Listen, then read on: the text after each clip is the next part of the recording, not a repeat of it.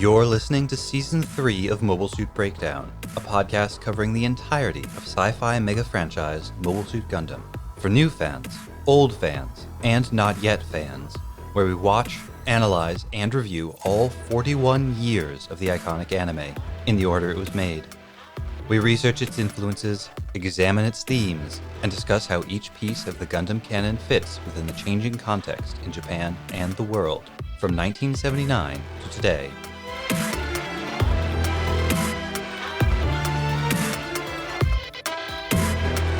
This is episode 3.1, Zeta Gundam Part 2, and once again, we are your hosts. I'm Tom, and I'm realizing that I do not remember Double Zeta half so well as I remembered First Gundam and Zeta. And I'm Nina, new to Double Zeta, but already loving it. We are off to a good start. And welcome, or welcome back, as we begin the third season of Mobile Suit Breakdown and our coverage of 1986's 47-episode-long series, Mobile Suit Gundam Double Zeta, or Kiro Senshi Gandamu Double Zeta.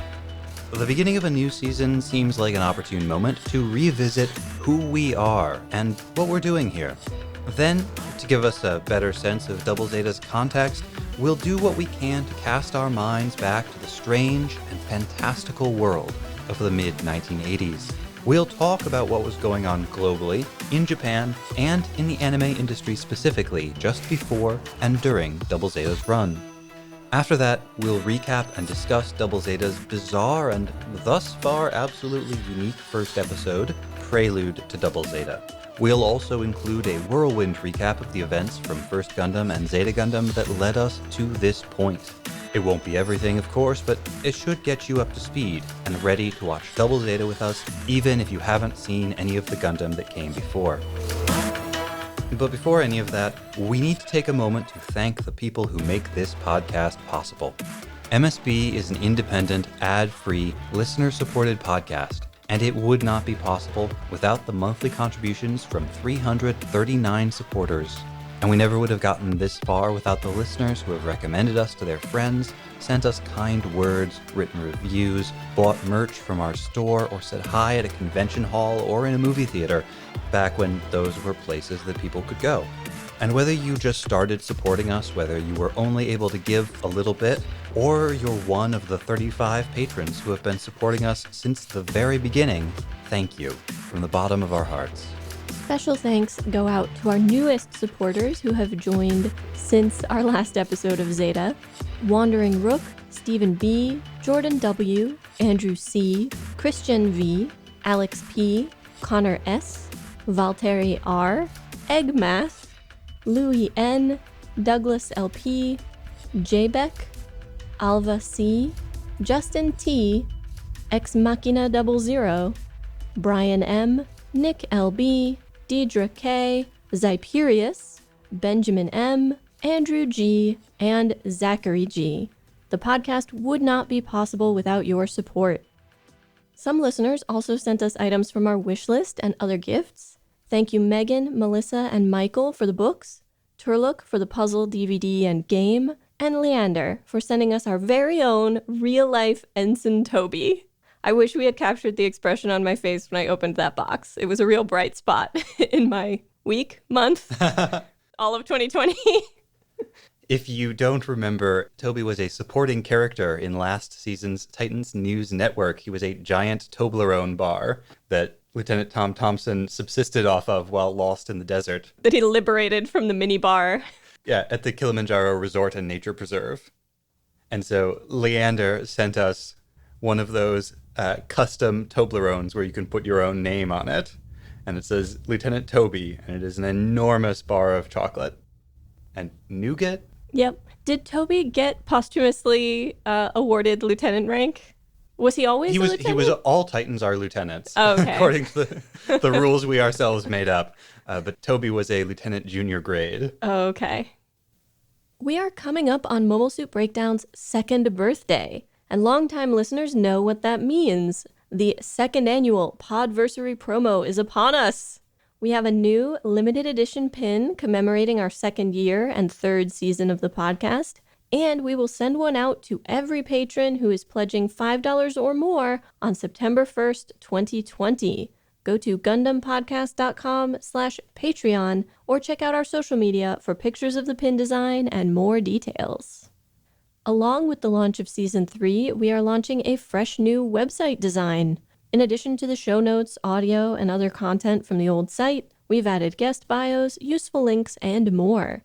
It's still at the same URL, so you can check it out at GundamPodcast.com.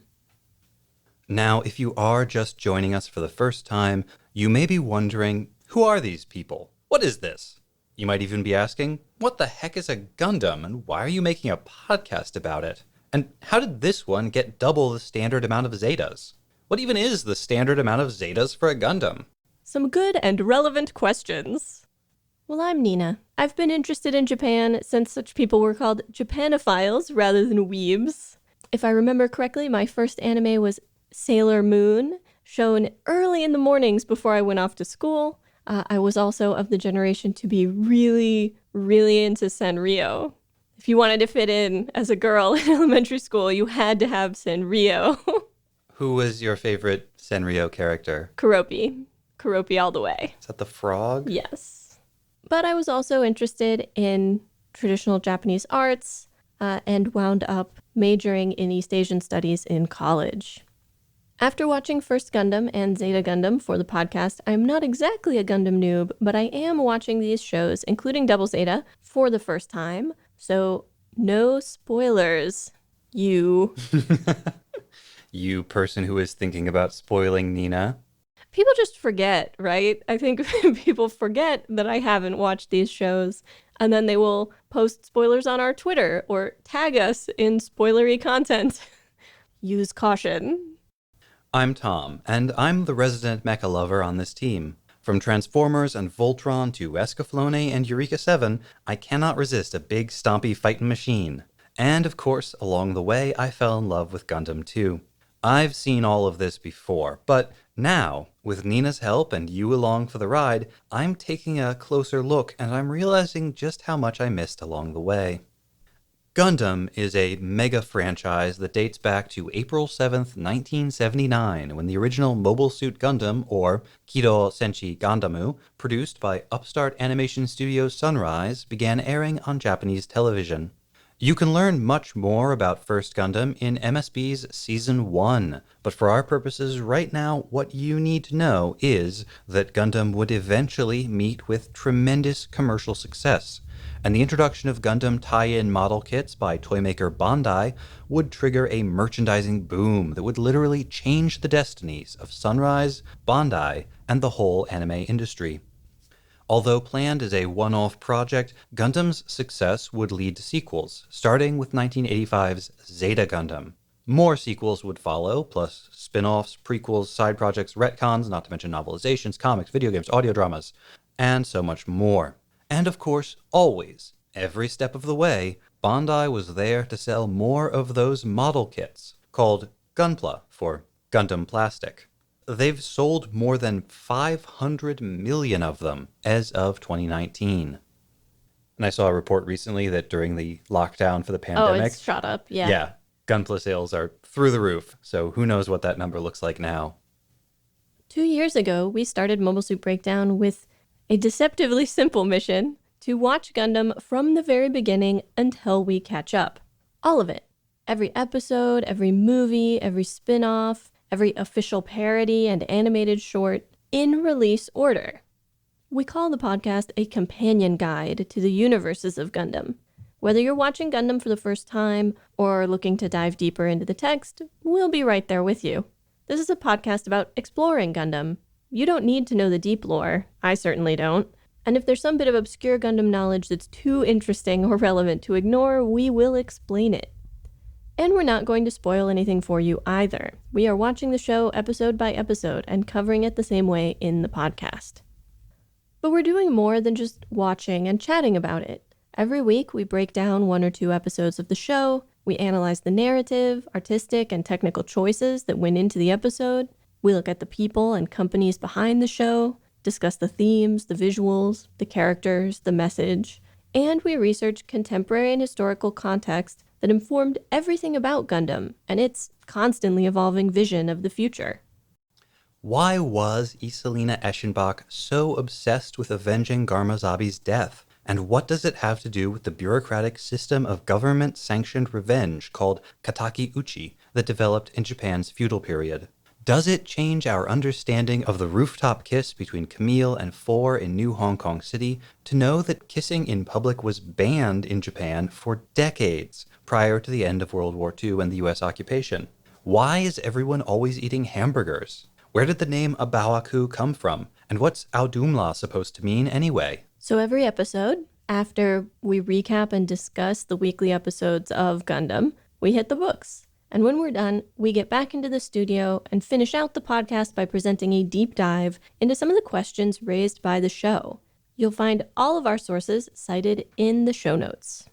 It's just the two of us writing, researching, recording, and producing the podcast. But sometimes, in lieu of research, we'll bring on guest consultants, physicists, psychologists of the neuro and developmental varieties, fight choreographers, and more, who can offer their expert perspectives on Gundam.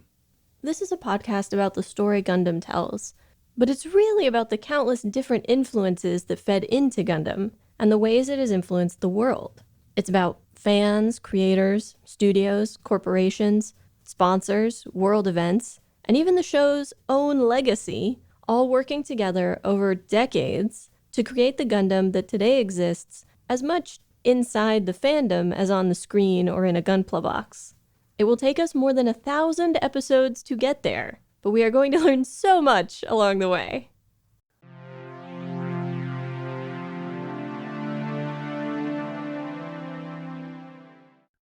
But let's leave the future in the future for now and concentrate our attention onto the spring of 1986. And specifically, let's think about the 7 days between February 22nd, 1986 and March 1st.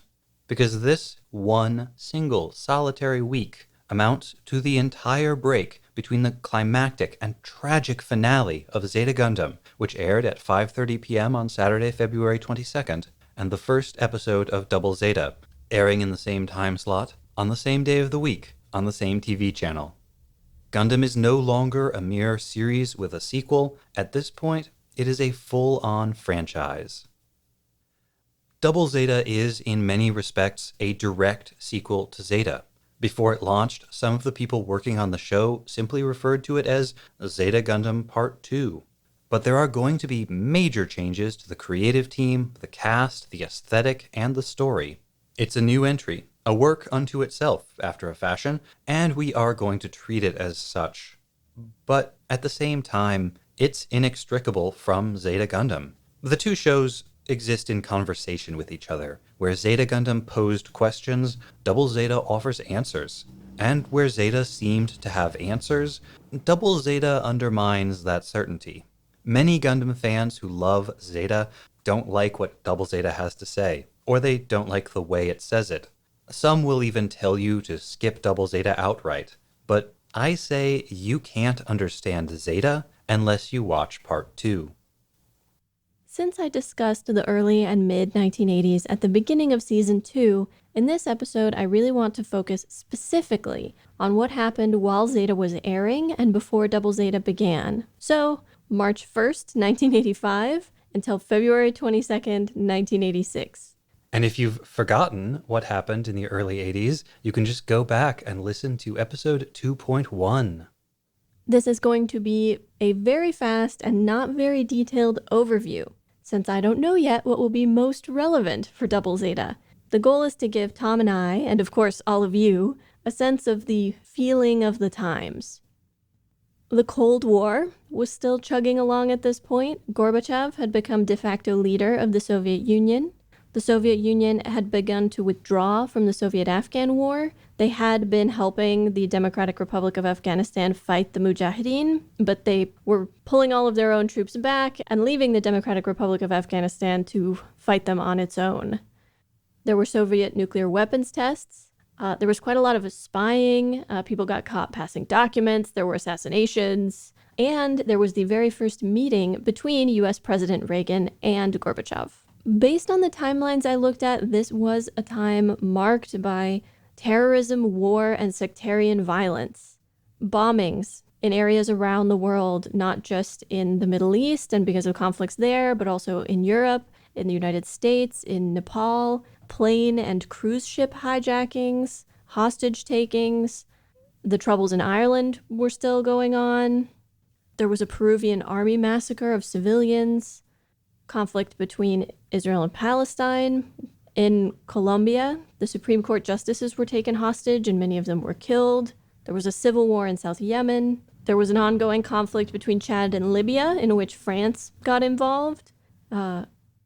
Rebels finally ended a 5-year guerrilla war in Uganda. The president of Haiti was overthrown. There was a civil war in Ethiopia, which exacerbated the famine that was happening at that time. There was civil unrest in the Philippines, which right around when Double Zeta was starting would lead to the People Power Revolution of February 22nd to 25th, which led to the departure of 20-year dictator Ferdinand Marcos. There was also quite a lot of racially motivated violence, particularly in Europe, the United States, and South Africa, which I'm not going to go into very much because Gundam seems to effectively ignore race as an issue and has gotten worse at race over time. There were definitely more black and brown people in First Gundam than in Zeta. And so who knows how Double Zeta will play out. If it becomes relevant, we will talk about it some more. But it was an ongoing issue in countries around the world. It was during this time that they discovered the hole in the ozone layer. There were numerous natural disasters, including earthquakes, floods, tornadoes, and volcanic eruptions. And Greenpeace's flagship, the Rainbow Warrior, was destroyed by French military agents. It was on its way to protest French nuclear tests in the South Pacific. What did the French agents do?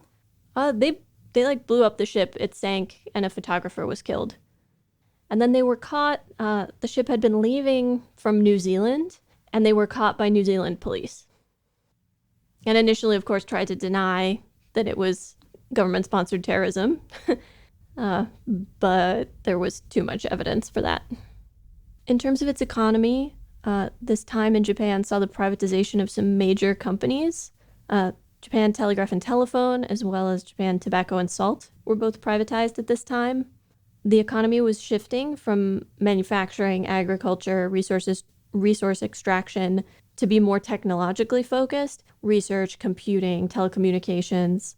There was an increase in domestic spending at this time, improved standards of living. However, this is also when we get the Plaza Accord, which involved the United States, Japan, West Germany, France, and Britain. It was an agreement to depreciate the US dollar vis-a-vis the yen and the Deutschmark in an attempt to decrease the trade imbalance. Japan's economy was very export-focused. Japanese technological goods were relatively inexpensive at the time. This led to huge trade imbalances with other countries. The Plaza Accord did not effectively decrease the trade imbalance with Japan at all. It did between the US and Europe. It did not help the US and Japan. And the appreciation of the yen caused by the Plaza Accords is considered to be one of the driving causes of the bubble economy of the late 80s and early 90s. It also triggered an immediate recession in 86, right?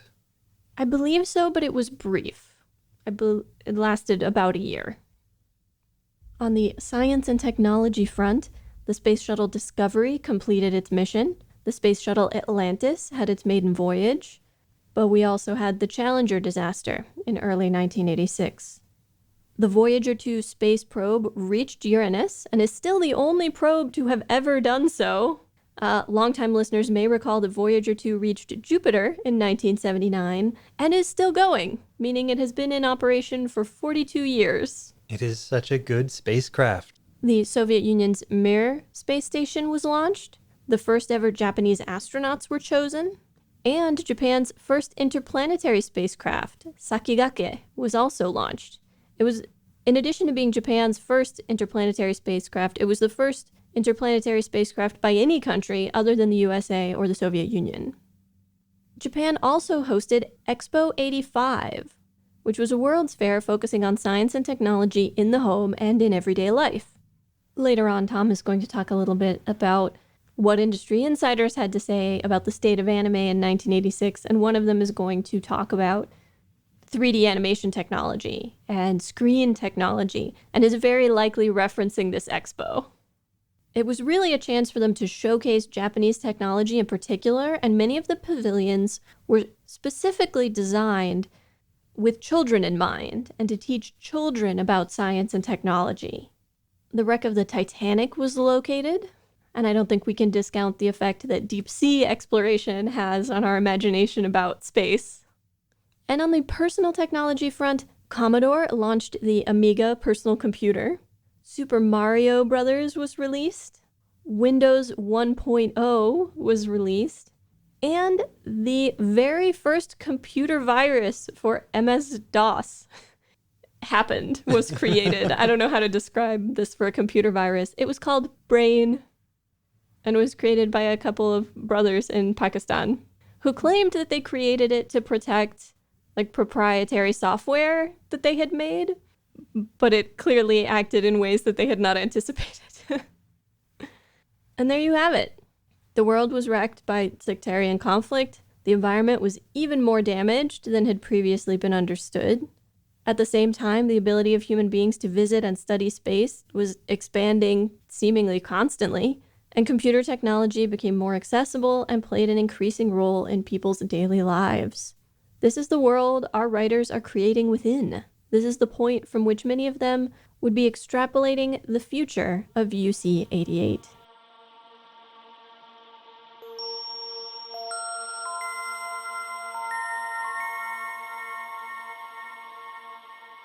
If Double Zeta is going to be your first foray into Gundam, or if it's been a while, you might appreciate an abbreviated recap of the events that led us to this point. Let us begin. It is the year 0088 of what is called the Universal Century, a new era for humanity that began when the majority of the human population left Earth to live, work, and die in hundreds of orbital space colonies. This collection of orbiting colonies, grouped into vast space cities called Sides, together with the still inhabited Earth and the many underground cities on the Moon, constitutes the Earth Sphere, and it has all been ruled by the Earth Federation. The people living in space have developed a new identity, that of Spacenoids, but the Earth Federation is dominated by the handful of elite Earthnoids still residing on the planet. Tension and unrest are rampant. 20 years ago, groups of space colonies began to break away from the Earth Federation. Strongest among these was Side 3, more commonly known as Zeon, a name it took from Spacenoid Independence Crusader Zeon Zumdaikun. But after Zeon Daikun's death, Zeon fell under the sway of the militaristic and fascist Zabi clan. In UC-79, claiming to be fighting beneath the banner of Spacenoid liberation, the Zabis launched a war of conquest against the Federation and the other sides. The damage was cataclysmic. Entire colonies were destroyed, and during the fighting, one colony deorbited and crashed into the Earth, causing untold harm. Within the first month of the conflict, more than half of the entire human population was killed. Zeon's early successes were made possible by a new weapon, 20-meter-tall humanoid war machines called mobile suits. But as they overextended their resources and the full might of the vast Federation came to bear, the war fell into a stalemate that was only broken by a 15-year-old boy, a spaceship full of refugees, and an experimental new weapon. On a backwater colony in the Side 7 region of space, the Federation developed its own mobile suits, foremost of which was the powerful new Gundam. But a lightning raid by Zeon commandos, under the command of mysterious, masked ace Char Aznable, destroyed the Gundam production facility and killed the intended pilots. Instead, the Gundam fell into the hands of a gloomy technology enthusiast named Amuro Ray, the son of the Gundam's lead engineer. Escaping with a handful of other teenagers aboard the state-of-the-art space carrier White Base, Amuro and the Gundam fought desperately to survive in the face of ceaseless Zeon attacks. Pursued relentlessly by Shar Aznable, the White Base crisscrossed the Earth on its way to safe haven in the Earth Federation's secret Jaburo base.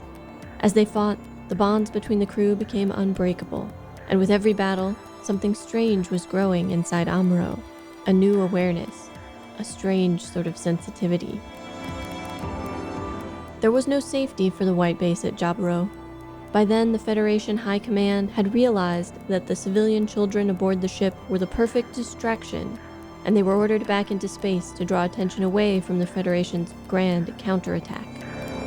While the White Base had been struggling, the Federation had gathered all its resources and assembled a vast new force. Fleets of warships, fighters, carriers, transports, but most importantly of all, their own legions of mobile suits. With Zeon's forces fruitlessly pursuing the White Base, this new force began preparations for the operation that would at last bring the war to a close. But while the White Base and the Federation's Grand Fleet captured one Zeon space fortress after another, the change within Amuro reached its apotheosis. He gained a kind of psychic power, the ability to communicate across vast distances with only his mind, the ability to see beyond sight, even to predict the future. He became what the old Spacenoid Independence leader Zeon Daikun had once predicted, a human being whose experience in space had triggered a new evolution, beyond the limits of ordinary humanity. A new type. And with his powers, he was able to protect his friends. When Zeonic might gasped its last at the space fortress Abao-Aku, and the final clash with Shar left the Gundam a smoldering wreck, Amuro and all his friends escaped.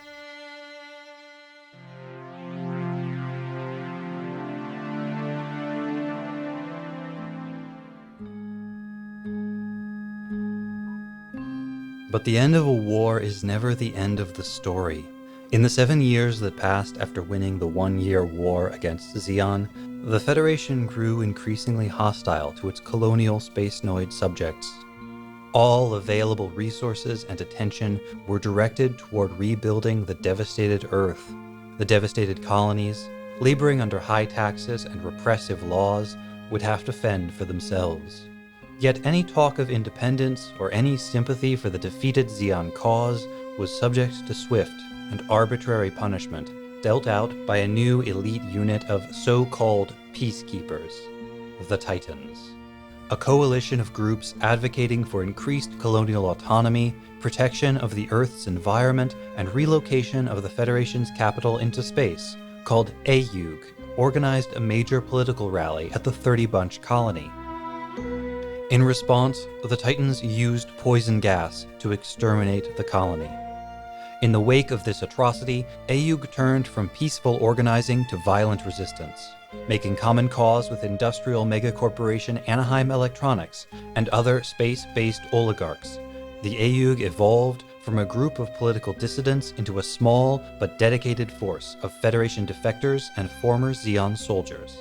Led by Blex Forer, a Commodore in the Federation forces, and armed with state-of-the-art mobile suits by their allies at Anaheim Electronics, AEUG launched a series of raids against Titan facilities.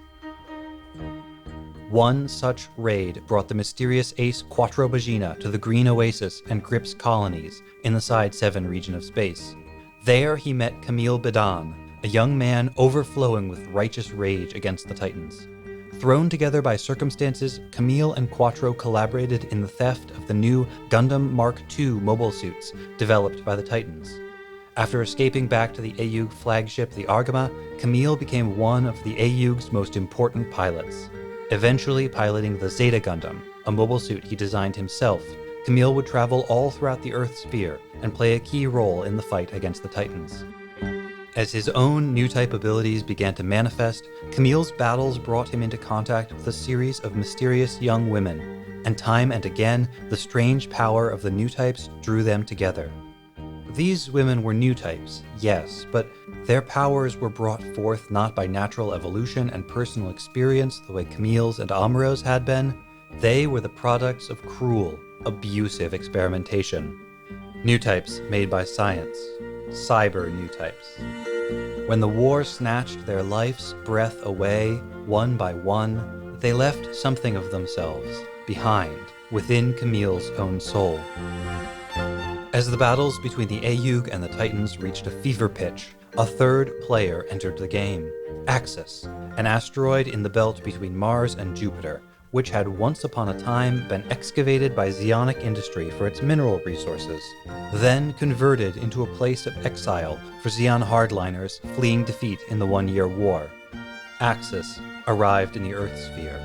It brought with it countless ships and mobile suits, young soldiers and grizzled veterans alike ready to fight once more for Zeon. But most importantly of all, it brought with it the last survivor of the Zabi clan, 8-year-old Mineva and her regent, Haman Karn.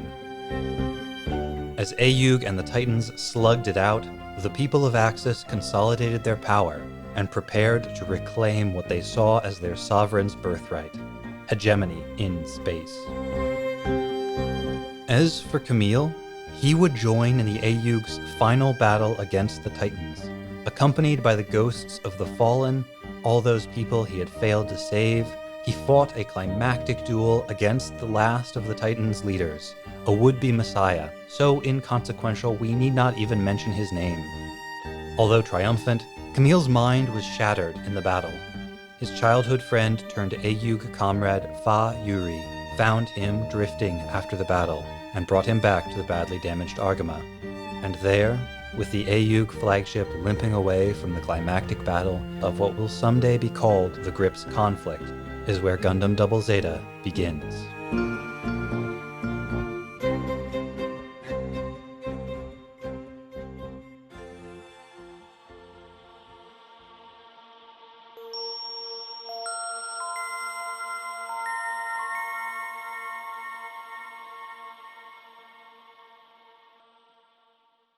As is normal for us, as normal as anything can be, when we've only done this twice before, coming into a new series, we watch the first few episodes to get a feel for what's happening and whether or not we want to group any episodes together, also to get a feel for anything we feel that should be covered in background or that we should try to research as background. But in both First Gundam and in Zeta, we did a preliminary episode 0, as we often termed them, even though we couldn't necessarily number them that way, where we look at just sort of the state of the anime industry, the world, and any background about the show from production but before airing began. However, this first episode of Double Zeta is so strange, or at least completely different from any other episode of Gundam we have seen to date. And I would say, even in my experience watching anime, different from most anime episodes I've ever seen, that it actually lends itself well to being included in our episode 0 background on the show. Yeah, what we would normally do in this episode is to offer a kind of prelude to the upcoming series. And what could be more appropriate for us than to discuss Prelude to Double Zeta? We, of course, have to address the opening theme first. This got not spoiled for me exactly, but I saw so many comments about anime janai that when I heard the opening song, I was like, oh, this is what everyone is talking about all the time. Yeah. Got it. It's a great opening, isn't it? It's very... What? Hang on. It's catchy. Yes. It's very catchy. I don't particularly like the song. Tom is flabbergasted. He is so appalled that he has no words to speak. His mouth is just opening and closing silently as he looks at me with disappointment and then looks down at his notes. You'll come around. Hey, I already said it was catchy. I'm sure I'll get fond of it due to repeated exposure. I'm sure you will too. Yes, we are back to covering a proper opening song. If you remember from Zeta Gundam, because we were watching an official Western release, we did not get the original opening songs that aired when it was on TV. The first thing that pops into my head about it is, when did the term anime really start getting used and get popular? Because here it's clear that what they mean is that anime is fake and what's depicted in this show is real. I don't know when the term anime or anime first became used for this kind of animated program on TV.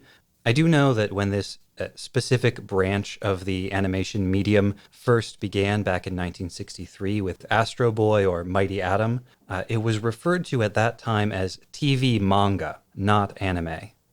It's not a distinction that throws me off terribly because, as we've seen from previous series of Gundam, they put a lot of stock in showing sort of realistically depicted people, emotions, harsh reality. It's not a fantasy. Yeah, whatever you might think about the previous Gundam shows, you have to admit that there is at least a pretension to be doing something more serious than the other stuff that you would see on TV at the time.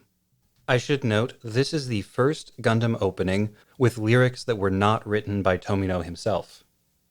Comparing the contents of the opening animation-wise to those of Zeta, I noticed it's very explicit with the theme of evolution through the Gundam series. You know, you get this sort of pre-human skull that then evolves into a human and then evolves into Amuro, then Camille, and then our new, as yet unnamed main character. Although I guess he does He gets tell us named his in the name. episode. Yeah, so Amuro evolves into Camille, evolves into Judo. The opening is much more focused on Judo than Zeta was. Zeta was about all of these different characters, but this opening mostly shows the Zeta mobile suit flying around, some space, some of the moon, and then a lot of Judo. The only other characters who appear before that ending, where all the new characters line up, are, as I said, Amuro, Camille, Quattro, and Judo. I'm not going to recap the episode in intense detail because a lot of it is actually things that we've already discussed in our own recapping of First Gundam and Zeta Gundam. That's one of the things that feels odd here. They spend a good portion giving us a background history of humanity in space, the technology, so the mobile suits, the Minovsky particles, the space colonies. They explain the 1-year war and the Zombies, Amuro and the Gundam, new types, the next war 7 years later, who the Titans are, who Axis is, and then where we are now. That we have an injured Camille, a severely damaged Argama heading for repair and in need of some TLC. This to me feels so much like the kind of thing that would have been more useful at the beginning of Zeta when it had been some years since anyone had watched a Gundam show, as opposed to here where it's only been a week since the last episode of Zeta came out. However, I realized something interesting and kind of strange. And what is that? By explaining characters and terminology, it simultaneously makes the show more accessible to new viewers. It seems very clear the more I think about this episode that they really wanted to get people watching Double Zeta who weren't just people who had watched Zeta. They wanted new people entering at this show. Yes, I think that's 100% true. I think that's probably driving a lot of the decisions that go into both this episode and also into Double Zeta as a whole. When you think about Zeta Gundam, its cast, the ages of the characters, the themes of everything, the ways it engages directly with First Gundam's legacy, Zeta was a show made for people who watched First Gundam when it was on TV. Zeta is for that generation who were 5-6 years older and wanted a show that was 5 or 6 years more mature. Double Zeta, from the beginning, is signaling very clearly that it is not for that crowd. I was gonna say, a lot of the tone of this episode, a lot of the little bits in it, and the way that they break up some of the heavier aspects of the past story signal to us that there's going to be a difference in tone here, and that it is for a different and quite probably somewhat younger audience. We also have to remember, this is an era when you can't go out and rent tapes of the previous show. You couldn't actually get caught up on Zeta before starting Double Zeta. So if you had fallen off of Zeta or not been watching it, it would be very difficult to catch up, to get into Double Zeta where it begins mere moments after the end of Zeta. We then have a section which is Fa remembering. They use a bunch of old footage from previous series throughout this episode, but here it's used quite intensely. All of her memories with Camille, and then that he loved someone else, so it transitions to him and Four. And then Char's memory is embedded in that memory of the battle that killed Lala, and that people keep repeating the same mistakes over and over again. And it ends by saying something about how the tears of time are endless before transitioning to, who's that mobile suit? Yes. A bit of a stark shift there. I want to talk, though, about that section that reuses a bunch of animation. There's sort of three things that are going on here. First is that they are just reusing clips of animation from First Gundam, from the movies, actually, not from the TV show, and then from Zeta to sort of retell those stories. They also, at a couple of places, include some new visuals. Concept art, I think. There's one of like a very early powered spacesuit, prototype mobile suit thing that I'd never seen before. There's some beautiful concept art of colonies in space, just sort of landscape style paintings and drawings. There's also one bit where they pan across some concept art of the Zeta Gundam in particular. It's actually one that's kind of like transparent, so you can see inside the Zeta Gundam's systems. But based on that footage, it doesn't look like they're panning across an animation cell the way they usually do. It looks like they're actually just filming some drawn on paper concept art, which would make this the first live-action segment to appear in a episode of Gundam. Then the third thing they're doing is taking existing animation, adding new dialogue, and using it to try to create a new story section. They also, in many of these segments, use old animation but add new subtitles or titles to explain the names of important people or mobile suits or places, so that your audience, again, is both hearing it, but also seeing it written out. Yeah. I'm glad you mentioned those titles, because I'm going to come back to them in a second. Okay. All of this, by the way, is being narrated. The narrator for this segment is the same person who narrated the Gundam movies. Whereas the Who's That Mobile Suit section is narrated by Shinta, Kum, and Quattro. Those sections where they've taken existing animation, redubbed it to add new dialogue, and used it to create a new story, it's not very well done, which I'm commenting on because it is not a new thing for Gundam to reuse existing cuts of animation in new contexts in order to, tell a different story. So why is it so bad in this episode? The bit between Bright and Fa especially is just like, the voices sound weird. Fa leaves super abruptly. Yeah, that section is not well animated. It feels awkward. It feels amateurish. Without giving away too much about the next couple of episodes, this episode feels like it was made by a different team. Yeah, I looked into that. Probably with completely different resource access. We kind of got that sense when we first watched this, and so I looked into who worked on this episode a little bit. And it's a whole long list of people who only worked on this episode and did not work on any of the other episodes of Double Zeta. And in fact, a lot of them don't have any other anime credits at all, at least in English. Now, it's possible that they worked on other anime projects, but that those projects were never popular enough in English to get entered into things like Anime News Network's encyclopedia, which is mostly what I rely on for staff credits. And another possibility is that these were anime industry people who, because of the quality of this episode, did not want to be associated with it and so used pseudonyms. We've seen that happen before.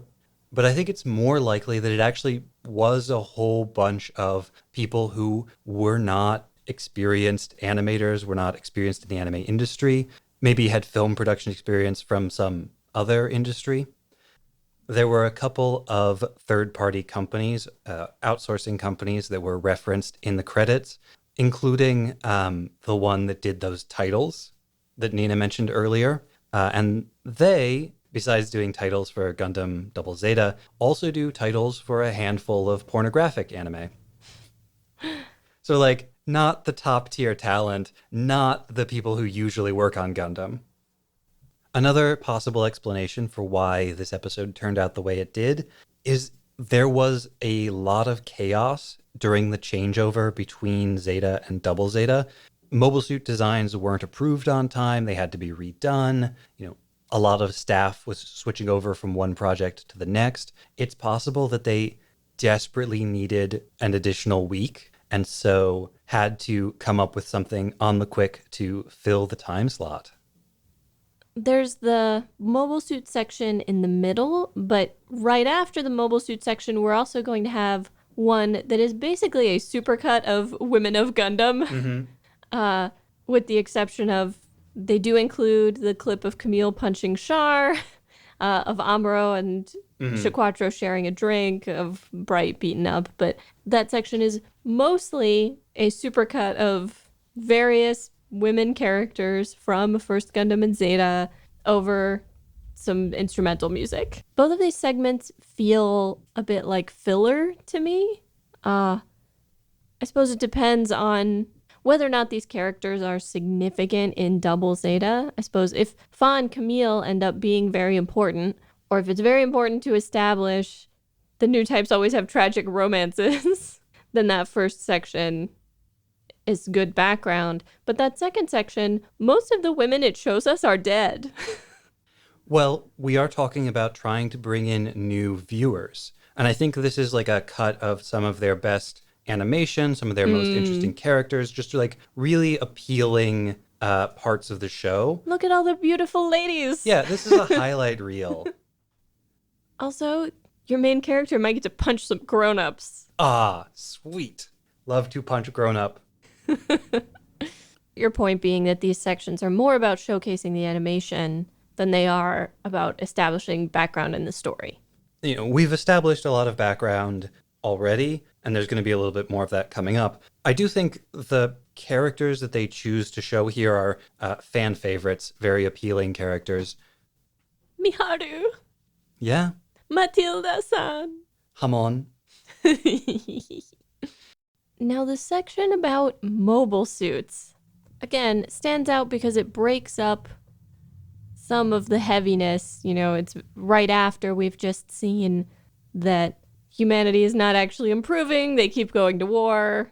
New types have tragic love lives. And then we cut to this very fun, upbeat, ooh, look at these cool mobile suits. There's some pretty intense fourth wall breaking when they talk about the Hyakushiki, and the narrator describes it as one of the most famous mobile suits of the series. The narrator who is internal to the world of Gundam. Right. But also knows that it's a series. We've now switched over to the different narrator, to Quattro narrating. This is fascinating because this section of the show takes place within the world of the show. Kind of. Right. It's Shinta and Coom and Quattro as Shinta, Coom, and Quattro narrating this story. But also, like Nina said, breaking through that fourth wall. I think this is the first time within the show that they've explained that the Rick in Rick Diaz is because it's space operable. They also talk about how transforming suits were really the hallmark of the most recent war. This is the first time that they call funnels with respect to the Kubile. I had heard people call them that within sort of Gunpla, but they are never called that in the show until now. Yeah. They don't call them anything.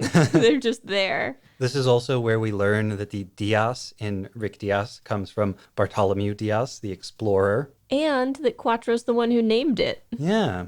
And that it's made of Gundarium.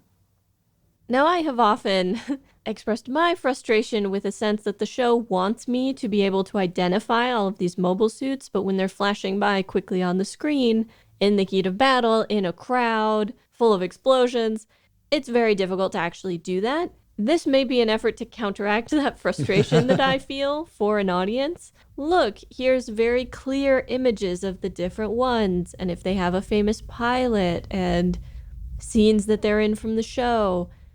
Also potentially encouraging those new audience members to start fixating on mobile suits because that's where the money is. They'll get really into mobile suits, and then they'll buy Gunpla, and then they'll get really into Gunpla, and then we've got them.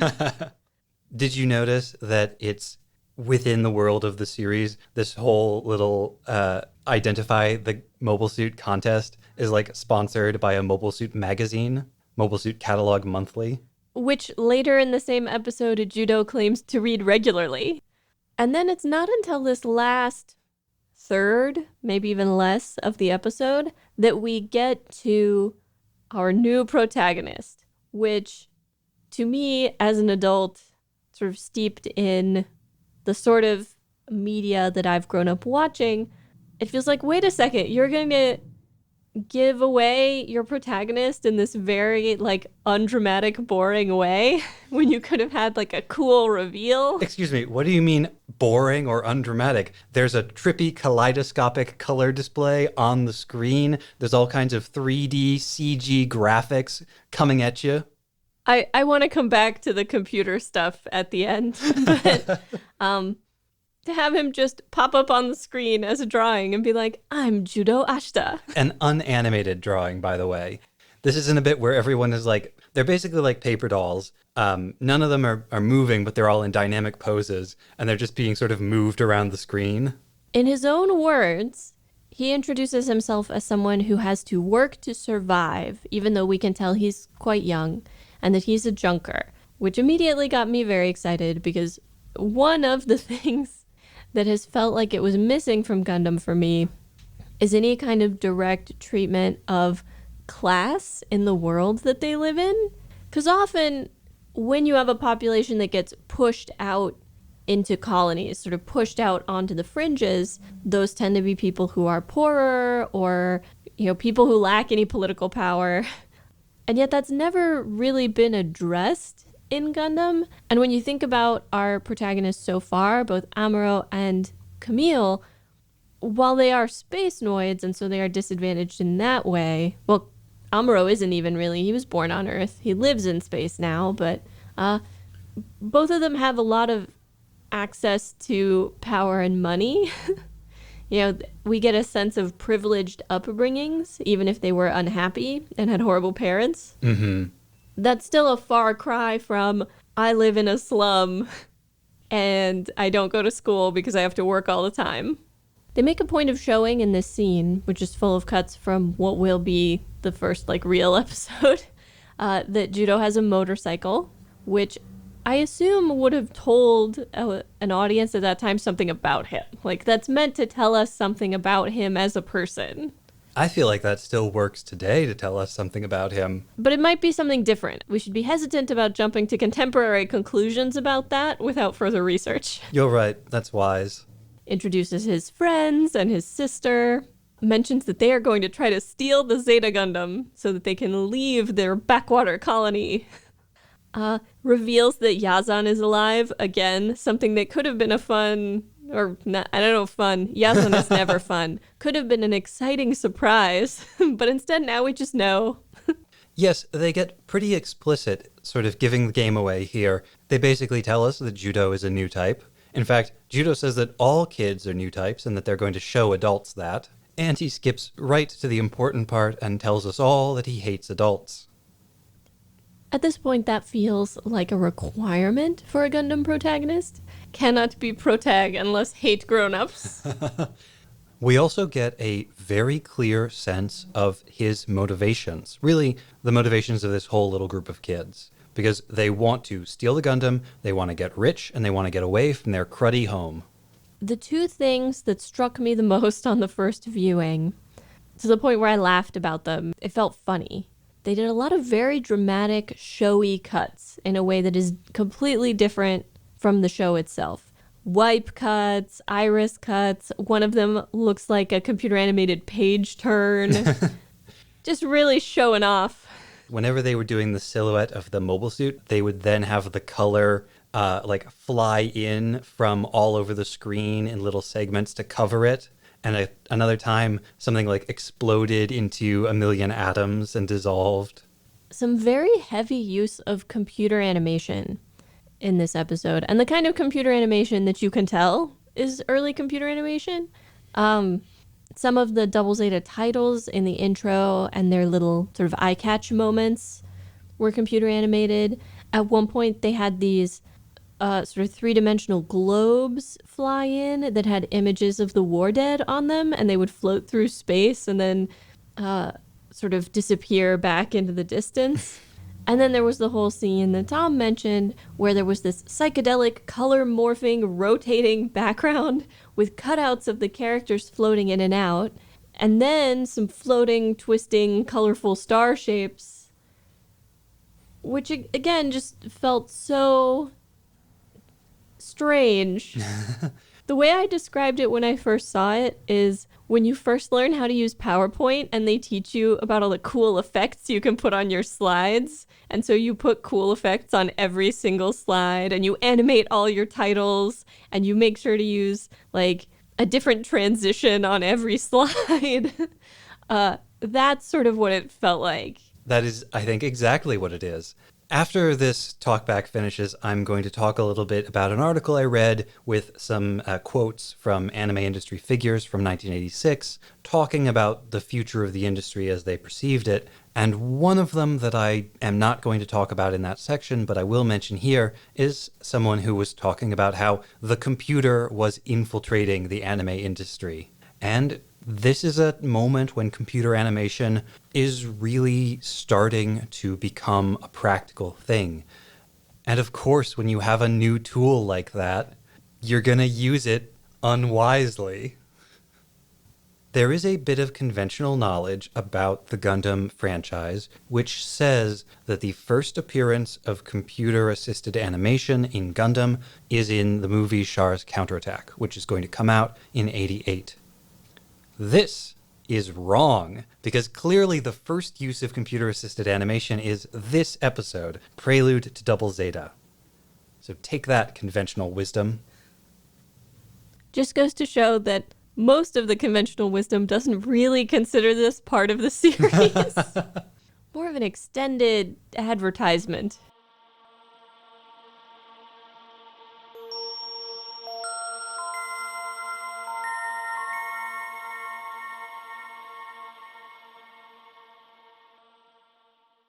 And now Tom gives us a glimpse into the state of the anime industry in 1986. Thanks to Black Otaku, who has been publishing scans and translations from old issues of New Type magazine on his blog, oldtypenewtype.tumblr.com, we were able to get a view into the mood of the animation industry at the beginning of the year 1986. So we're talking about just a few months before Double Zeta began its run. This article interviewed 21 prominent figures in the anime industry and asked them to talk about their hopes and predictions for the coming year. While none of those who were interviewed would work directly on Double Zeta, seeing the collected thoughts of so many different animators, directors, producers, and voice actors, including legends like Yasuhiko Yoshikazu, Itano Ichiro, and Kawamura Shoji, gives us a rare opportunity to look back and identify patterns and trends that would then affect the industry in that moment when Double Zeta was being made. Fans of Gundam who watch Zeta and Double Zeta years or decades after they were made often find the abrupt change in mood and tone between the one and the other surprising and off-putting. But as I read this article, it became more and more clear to me that those changes were the natural product of trends running through the whole animation industry. To set the scene for you, practically everyone who offered their thoughts to New Type Mag for this article fell somewhere on a spectrum that ranged between dissatisfied with the state of the anime industry in 1985 to totally checked out from the anime industry. I cannot emphasize enough how unhappy everybody was with the state of things in '85, which was when Zeta came out. Frequent subjects of complaint were 1985's glut of anime clearly intended for college-aged and adult anime maniacs. They say maniacs because at this point the term otaku has not yet become common. as well as complaining about the relative paucity of anime designed for late elementary and middle school kids, who previously had been the kind of core anime demographic. This also reflects a more generalized complaint. There was too much dreary anime, too many over-serious, plodding storylines, not enough of the energetic, invigorating anime. Miyazaki Hayao, who at this point had only just established his reputation as a star director a few years prior with 1984's Nausicaa of the Valley of the Wind, and who was just about to release 1986's Laputa, Castle in the Sky, well, he in particular talked about how there ought to be anime for the kids between the ages of 12 and 15, those who were ignored and excluded from society. His mentor and collaborator, Takahata Isao, in the middle of a years-long break from directing anime, concurred, and he expressed a special desire for anime that was exciting, the sort of thing that filled you up with energy when you watched it, so much energy that you couldn't help but get up and jump around and move. Many others echoed this call for more exciting anime. One producer at Sunrise called on animators to defeat this lethargic mood, and he hoped to make anime that would allow his studio to seriously converse with their child viewers. Kudo Yuki, an actor and voice actor who would play the lead in Blood the Last Vampire, as well as major roles in Hollywood movies like Snow Falling on Cedars, Memoirs of a Geisha, and Rush Hour 3, wanted anime that's fun to watch, anime that would make her happy. Others called out the state of sci-fi or even robot animation specifically. Mangaka Yuki Masami, who at the time was making body-swapping sci-fi story Birdie the Mighty, but would perhaps achieve his greatest fame a few years later with the manga version of Mobile Police Patlabor, listed robot animation that isn't dark as one of the things he most wanted to see in 1986. He went on to say, "I want anime that I wouldn't be able to take my eyes off of, something that is both easy to watch and amusing." Another producer wrote, "I'd like to see different kinds of sci-fi. Simplistic anime that has funny gags and anime that explores heavy themes." Fujikawa Keisuke, writer for projects ranging from Farewell Space Battleship Yamato and robot animation like Dan Cougar, Super Beast Machine God, Great Mazinger, Transformers Headmasters, UFO Grendizer, and God Mars, and so on, declared that his intention was to focus on sci-fi that has stories of people in it, instead of just hardcore sci-fi. He wanted to explore the nature of youth and connect with younger viewers in different ways. Yokoyama Kenji, a producer at Toei Animation, offered a unique take on all of this.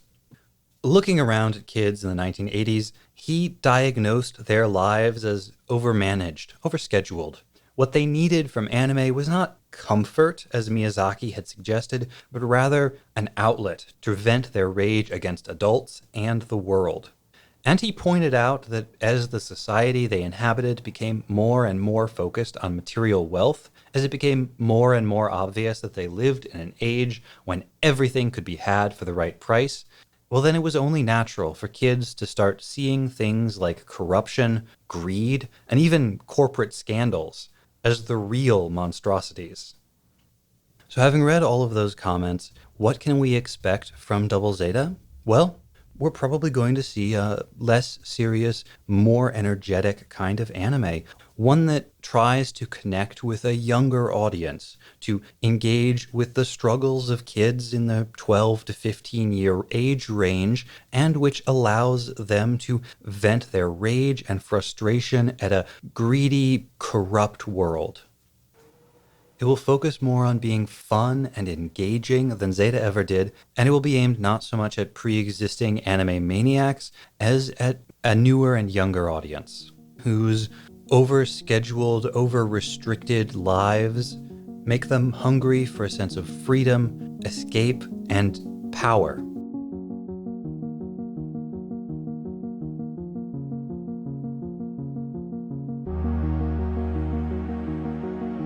Next time on episode 3.2, In Over Their Heads, we cover Double Zeta, episode 1, and... It's actually episode 2. Oh, okay. We cover Double Zeta, episode 1. It's episode 2. And hairstyles that can withstand hours in a helmet. Fresh fruit and veg, yahoo! Catatonia.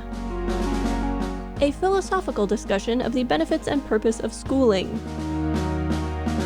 Shinta and Kum join the fight. Touched by a new type. Tomino Yoshiyuki's self-defense against fresh fruit. I came here to kick adults and steal Gundams. My cabbages! And Bright does more in 20 minutes than he did in all of Zeta Gundam. You will see the battlefield of new types.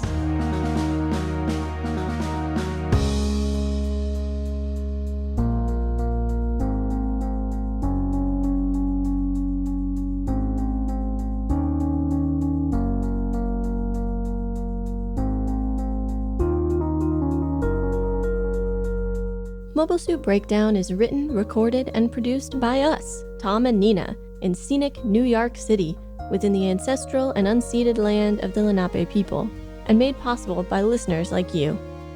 The opening track is Wasp by Misha Dioxin.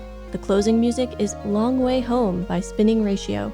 You can find links to the sources for our research, the music used in the episode, additional information about the Lenape people, and more in the show notes and on our website, GundamPodcast.com. You can get in touch with us on Twitter or Instagram at Gundam Podcast, on Facebook at facebook.com/Gundam Podcast, or by email at GundamPodcast@gmail.com. Or why not share your wrong Gundam opinions with the world by shouting, It's a shame that the Zeta cinematic universe never took off, but at least we got Zeta, Double Zeta, and the complete works of ZZ Top. out your window at passersby. We won't hear you, but the world needs to know. Our wrong Gundam opinion this week comes to us from Church. Thank you, Church. And thank you for listening.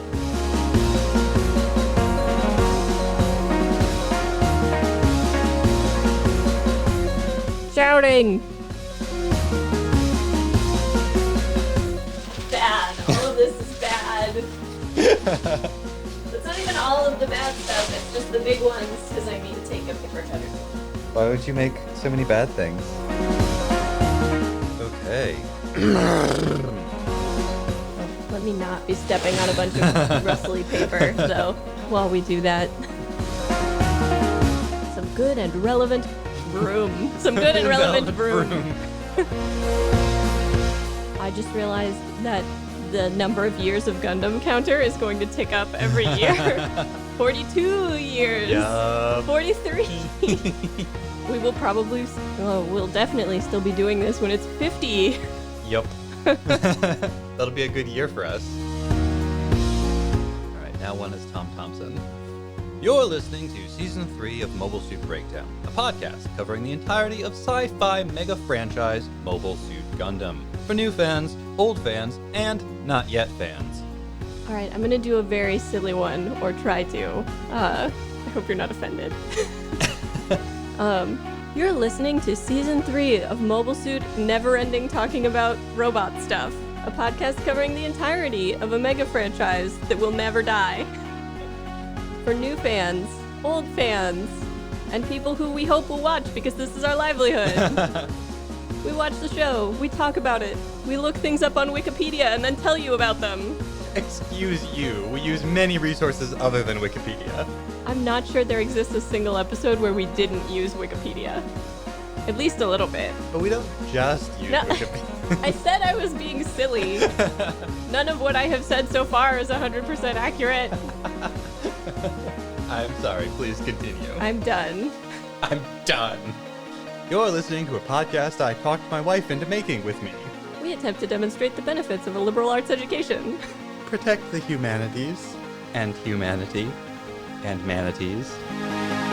Do you want to do the back and forth one? Oh, I forgot. Sorry. Do you have it in front of you? I forgot to write it down. Yeah, I think it was good that you didn't read that whole thing by yourself. Back to the word mines. Back to the takes mines. The mines full of takes. They demand our takes from us. I have an intro of a sort. Hit me with it. Hit me with it. Come closer. I don't know if my microphone, I don't know if my cable will reach. Punch! With the rings and everything. Sorry, I had an idea for a meme when you talked about Amuro to Camille to Judo. And it's that clearly you need to do a mock like Pokemon evolution, and the evolution stone needs to be labeled like a trauma. Quattro used trauma stone. Judo is evolving.